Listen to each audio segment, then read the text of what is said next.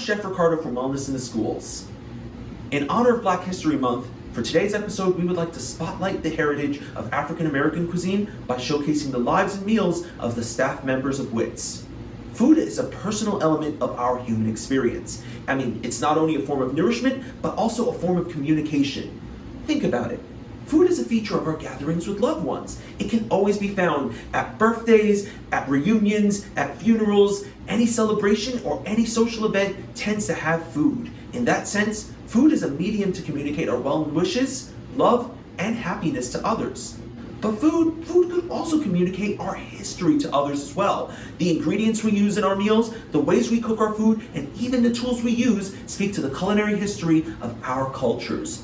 All cuisines have connections to the history of their respective cultures, so the food we eat can teach us more about our past and how our ancestors nourished themselves. The following footage is adapted for pre-recorded interviews. We hope that you enjoy a peek into the kitchens of Senior Program Manager Errol Jones and National Program Director Chef Marion Williams.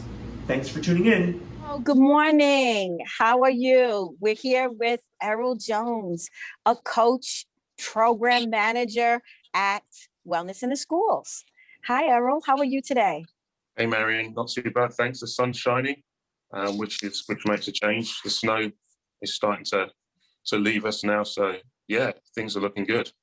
That's awesome. So, Errol, you came to us today so that way we could make a recipe, a family recipe, something from your heritage during this time that we're really spotlighting African American heritage and WITS at home. So you're at home and you're going to show us a recipe that has come from your history.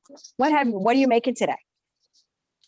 So what I'm making, my parents are West Indian. My mum's from Montserrat, which is about an hour from Antigua. My dad's Jamaican, and I grew up in a household where there was lots of West Indian food. So I'm going to make Jamaican dumplings, rice and rice and beans. And what I've got also is I've got some chicken marinated. I did that overnight. And we can talk about what I marinated it in. And I'm going to make that because it was one of my favorite meals growing up, apparently. I did speak to my mother at the weekend and we made the dumplings together. Oh, that's amazing. And so where's your mom now? Because I know that you are certainly very social distance from her. Yeah, she's in the UK. She lives in Essex County, on the east coast of England. Did you grow up in England most of your life, Errol? Yeah, I was born in London, northeast London, 1972. By then, there had been a lot of West Indians who had emigrated to the United Kingdom, the Windrush era, they call it. And a lot of our families were based out in London or Birmingham. That's amazing. Yeah, I grew up in London. Maybe the first few years of my life before moving to Essex County. That's amazing. That's amazing. You were telling me a little while ago about starting the dish that you're making today, because I know that you are making rice mom's way. And you were telling me about how she taught you how to measure the rice. So tell us a little bit about that. I think it's so fascinating. Yeah, so I'd never made rice before, some time ago now. And she just taught me how to make the rice. I would always make it so it was wet. And it's really difficult to try and gauge how to have it nice and fluffy. So yeah, just a cup of rice in a pan, as you see here. And when I'm putting I rinse the rice, and then I put it back in the pan, and we put a fingertip of water above the rice, just a fingertip of water above it. Bring it to a boil, and then let it simmer. I love it. I love it. And it's those things that remind us of our families always, right? It's the little things like make sure it's a fingertip above, make sure you get a pinch of that, or I just put it in my hand and then I just throw it in. And that's how everybody measured everything, right? Yeah. Those are the exciting things about when we think about our history and these dishes that we put together. What else goes into some of the other ingredients that you're going to use in your recipe today? So I mentioned that I marinated the chicken. Right. I have it in a bag right here. Perfect. So I've got 2 chicken breasts, and I spoke to Murder about this last week. We have garlic, we have a tomato, we have salt, we have, what else do we have in there? We have some pepper, we have paprika in here. Nice. And we have some seasoning. Also, Excellent. we have soy sauce. Soy sauce. So I put that together in a container, then put it in the bag. And then I like to rinse my chicken off before I put it together with something else. It's just something I got to tell you, that's something we do a lot of. You know, I've had a lot of conversations back and forth with a lot of chefs over the years about whether you wash your chicken or whatever. I think that is something that most African-American people, we grow up washing our chicken. Like we don't, and I don't know if it's because we come from farms and we know that even after you process the chicken, or even if you get it from a market, there's always sometimes shards of bone and that kind of thing. So I always think that washing the chicken is just not so weird to me. But then I talk to other people, they're like, oh, don't wash the chicken. It's a big thing. And I'm like, listen, I got to wash the chicken. I don't know what you're talking about. I mean, all you have to do is be safe and clean up after you wash it. But that sounds like a great marinade. So what happens to the chicken after this marinade that you've put it in overnight? This is amazing. So I've got my dish here. The oven is set to 350. Okay. And the instructions were just to let it all out in the dish. Okay. As it comes. That looks amazing. Look at those seasonings. You know what? I could just imagine what that's going to smell like in a short period of time from that great seasoning on there. Wow. So that'll go in the oven. So they're going to go in. I'm going to take you over to the pan. You're going to take me over so we can see it. Yeah. So here we are. Okay. You just drop it in there, and we got to give them a bit of separation so they don't stick to each other. Right. And already they're going, you can feel they're starting to get a little firmer. Firmer, yeah. Excellent. Okay. How's my rice looking? The rice is here. Excellent. There we go. Yeah, so you just leave that on high heat, and you just let it do its work. That's now, excellent. I'm just about to check the chicken. Okay. So I'm going to go in and check the chicken. Excellent. So yeah.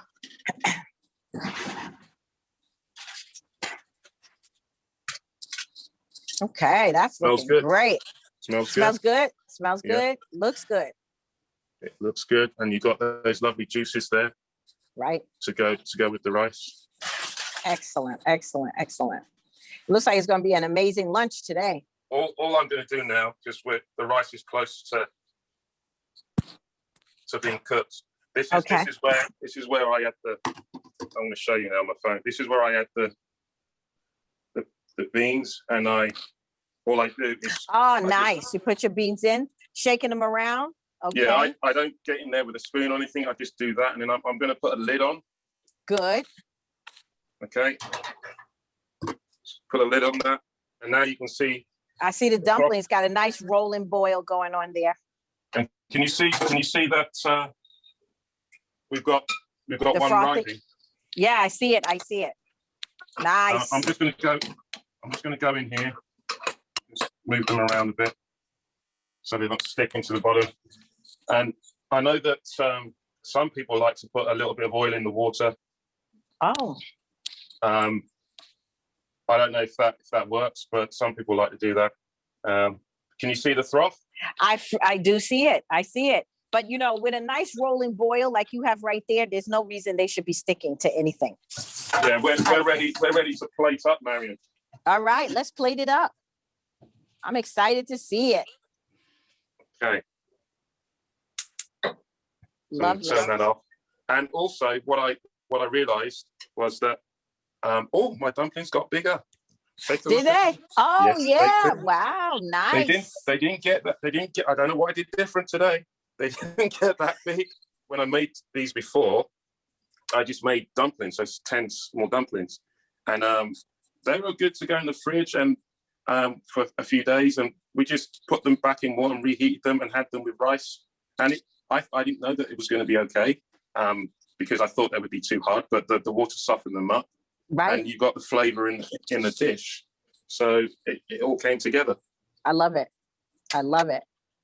So you're going to plate up. I don't know. There were some people that plate up in a specific way. Right. I was going to ask you, what were you going to plate first? I might look at, if you got rice and some form of meat. Sometimes I do the rice first. Sometimes I do the chicken first. It depends what flavoring, what seasoning, what dressing the chicken has. Right. If the chicken's plain, then I'm going to put that on after the rice. But because we got a lot of flavor, we got a lot of flavor, and we got, see this beautiful sauce dish here.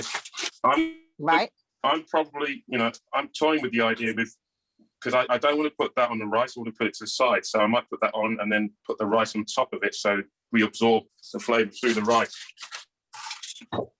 So look at this.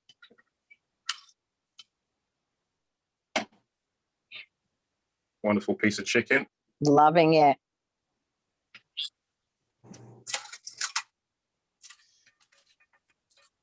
So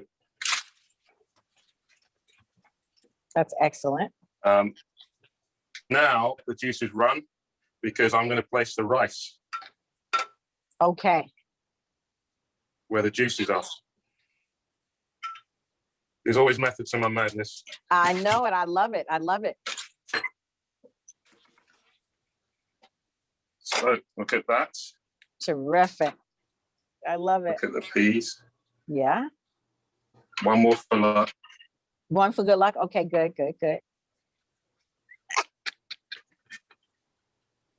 Excellent.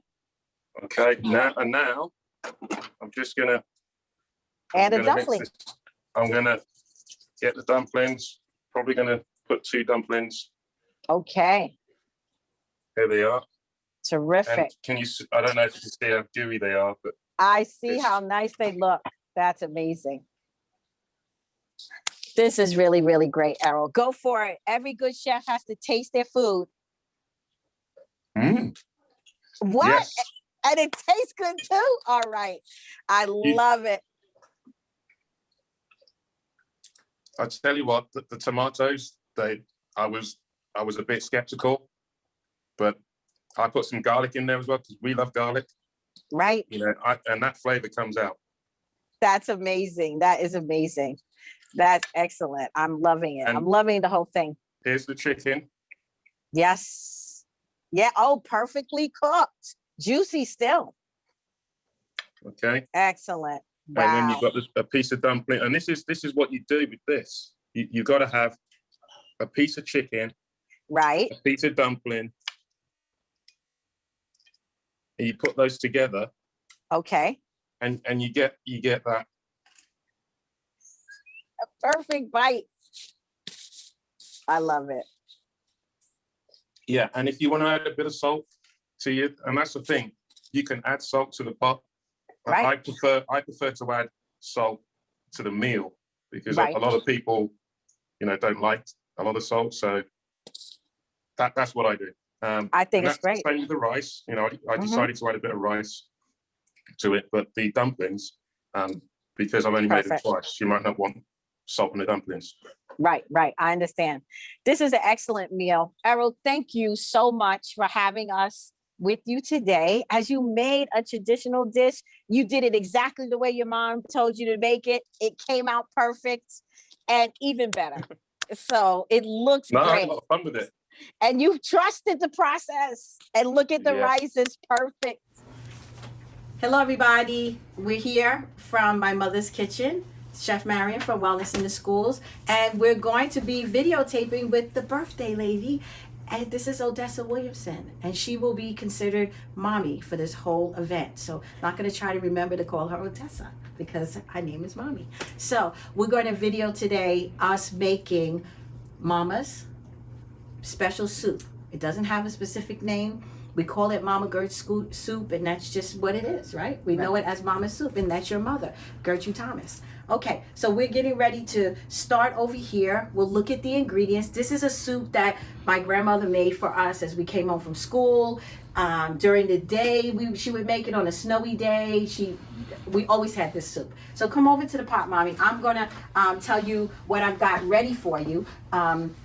We have here with the pot our mirepoix, which is really just celery and onions and carrots. And we have our parsley there. We have a little bit of our garlic powder, something I've added. Mama did not have garlic powder in hers, but I know it gives a little kick of flavor. Oregano, dried oregano. There is spaghetti in this dish, which is interesting. We have bone marrow and bones here. We have our beef. We have our chicken, and we have frozen corn because she used frozen corn in that dish. In addition to potatoes, which we'll cube up.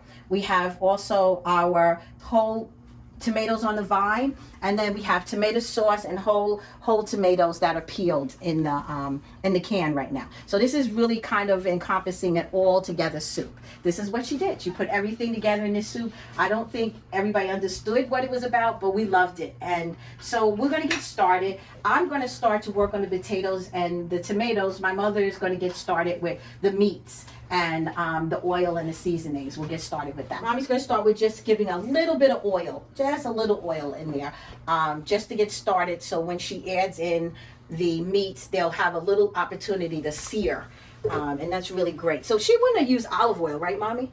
Well, Mama wouldn't have used olive oil, right? I had vegetable oil. She would have vegetable oil. But this is better for us. This is better for us. You're right. Okay, so with with our meats, what we want to do is start to put our meats in first. So if we take and we'll put our beef in, right, and then we're gonna put Mommy's gonna put all those meats in while I start to peel my potatoes. So this is got a pretty wet dish. So we don't worry about it getting too brown like beef stew would, but it just gets a little bit brown. So we'll put the beef in. The other thing that we would add in is going to be the bones. So what about the bones, Mommy? You know the story about us going shopping for the bones for Mama? When she wanted to make the soup. She would send you to the supermarket and ask them for the bones. Exactly. That's when they used to throw the bones out, but now they don't throw the bones out anymore. That's right. They charge you for the bones now. Yes. So here we have the bones, and we will go into the back of the market, or we go to the butcher. Yes. At a certain time of day, Mama knew that they were working, they got their delivery. Yeah. And it was really pretty awesome that we were able to get those bones for free, and she knew that she could get more flavor. Because if you look at how much meat we have here, we would have only gotten half of that, and that's all we would have needed for this dish, because the potatoes are added in to give us a little more chunk. This is basically a dish, like this is a one-pot dish, right, Mommy? Yes. We're gonna have this potluck dish. There you go. That's exactly what she would have called it. I love it. So now your beef is getting brown. Yeah. That's excellent. So the next thing that's going to go in is going to be your chicken. And of course, just like any other soup, it does take a little while to cook. So we don't have to worry about that, when it comes down to the chicken and the beef. We know that we're going to have that. This also gets a vegetable stock. Like Mama wouldn't have used vegetable stock, right? Now she would have just cooked down the vegetables, right? Mm-hmm. And use that. Right. She would have just cooked down the vegetables. She wouldn't have, or sometimes she would use, would she have used a bouillon? Or I don't think they used bouillon back there. They didn't use bouillon back there. No, okay. So she would have used, just the actual vegetables themselves and parts of the vegetables. Because I know she used to save a lot of the top of the celery and all of those different parts. That I do remember, if we were cooking with her, she would say, okay, save that. We're going to use that. So, Mommy, your family is from where? Little Rock, Arkansas. Little Rock, Arkansas. A lot of history there. Yep. A lot of history in Little Rock. You have cousins that were Little Rock 9. Yes. Right? So that's pretty awesome. and it really goes to our history. I'm at Central High School Central- 9. Central High School 9. Yeah. Exactly. Very exciting. How exciting was it to go back to Little Rock after the 50-year anniversary of the Little Rock 9? That was, it was very entertaining, knowledgeable, learning a lot of stuff about the family that we didn't know. Right. Met cousins and aunties that we never did see. Wow. Right. That was amazing. Because we've been in New York so long. Right. So what year did Mama come to New York? I was 3 years old. I couldn't tell you exactly. 37, 38, 39, 40. Oh, 1941, I think. Right. And you guys, when you came to New York, did you go straight to the Bronx? Yeah. You went straight to the Bronx, and Right. we went, and you lived on Morris Avenue, 165th Street. 165th and Morris Avenue. Right. And we have schools that we worked with over there in that PS area. 35, that was our school. Right. And PS 90 was one of our schools, and PS 22. So now we're at the point where we'll lower the heat just a little bit, but we're going to let everything keep cooking. So you see how the bone and the marrow, how it's actually starting to go a little bit more. Okay. You can stand over this way, Okay. and then that way you can see it, and you see that going. So now the next thing that needs to go in, Mommy, is going to be your oregano. So put your season. Let's start our seasoning. So let's put our oregano. Yep, that's the oregano. Let's spray that around, all around there. To get our seasoning. And so if we put the oregano in at this time, so it starts to toast a little bit, right? And it starts to cook up a little. The other thing that we put in, let's put in our garlic. And I'm going to come in with parsley in 2 different steps. So we just take the parsley and we just pull it right off. We can keep the stem. That'll be amazing in there later. So parsley, we get some seasoning from that. And I'm going to save some because at the end, you know what that's going to do? Freshen the flavor up a little bit, right? Before we finish the dish.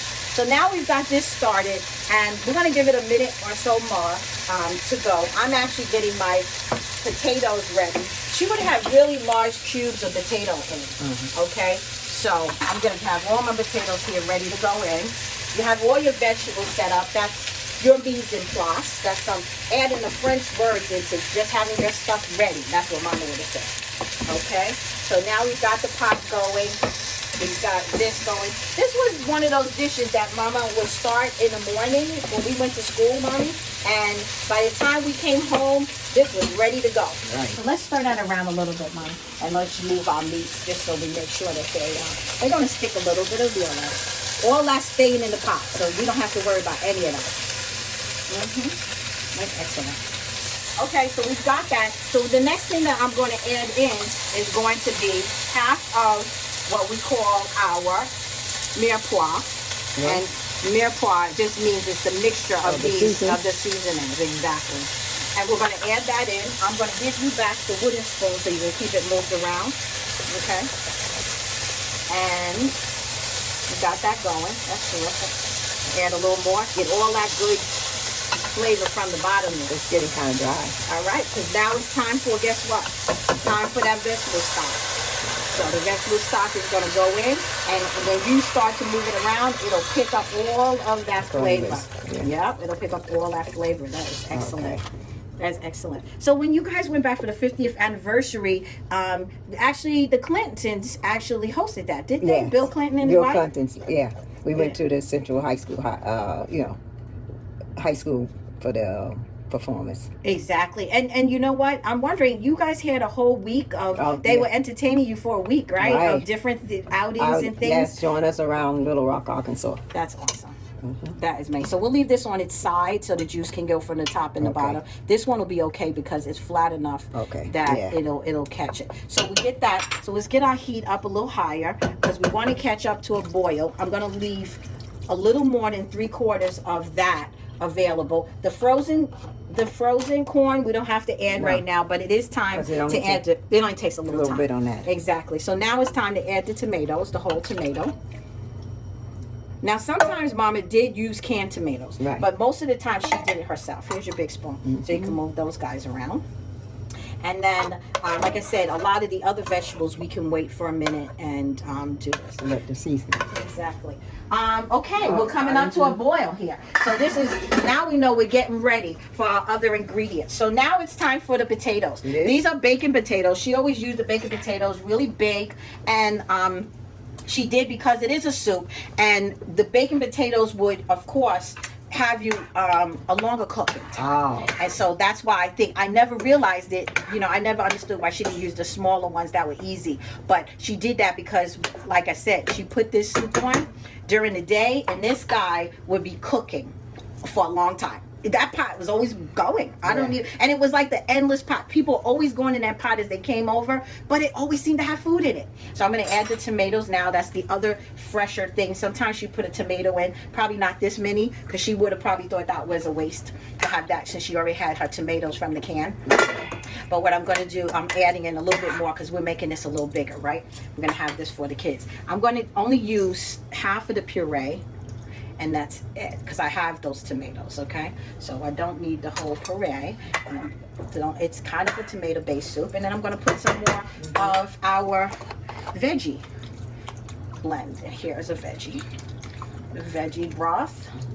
And we pretty much have all the ingredients in at this point. And we're going to let this cook for about 25 to 30 minutes. And then we're going to add our pasta, and we're going to add our corn, our frozen corn. So let's cover it up, and we're going to let it go for a little bit. We're going to set it and forget it, because one thing she always told us is a watch pot never cooks. Yeah. Right? So that was one of her real famous sayings. She'd be like, stop looking at it. The watch pot never cooks. So we'll leave it alone. We're setting it and forgetting it, and we'll get back to it as soon as it's done. Look at that. Yeah. Wow. That's coming along really well. We'll know that we're almost there by me checking the potato. So, because we know those potatoes are pretty thick. So look how nice. Yeah. Those are beautiful. At the really great point. So at this point, you know, she would have started adding more things into it. Yeah. So let's add in the rest of our mirepoix, which is just our celery and our onions and our carrots. We'll add that in. All right. And so we've got our salt. We put our pepper in. Now I'm going to have you put in the corn. Let's put in a little bit more than half of the bag of corn. And then what I'm going to do is get the pasta ready, because we're almost at the end. And so the pasta is just about the end of it, right? So let's pour that corn in there. Get that corn all in there. That'll be good. You know, she liked a lot of corn in there, and that's fine. That's great. That's good. That's perfect. Let's store it in there. And now we've got everything in. We know that our potatoes were in good shape. Everything looks good. So now look, wow, look at that boil. That's amazing. Now that really looks like mama's soup. Let's just get here. I'm going to put a little of, finish up with the rest of our parsley, because that would have been floating around all fresh on the top of that. And see, now we've got the spaghetti. We've got the bone marrow. It's been cooked. We've got our beef is there. The potatoes, the chicken is there. And now if you can imagine that this pot was probably this tall, and it had so much more in it. Yeah. You know, we're going to actually have a taste of it. Okay, Mommy? So let's see what it tastes like. Let's see how well we did. Perfect. Did we keep up with Mama's tradition? Perfect. That's good for you? Yes. Oh, all right. So that's your little taste. And you have your spoon there? Yeah. Okay, so you got your spoon, and I've got mine.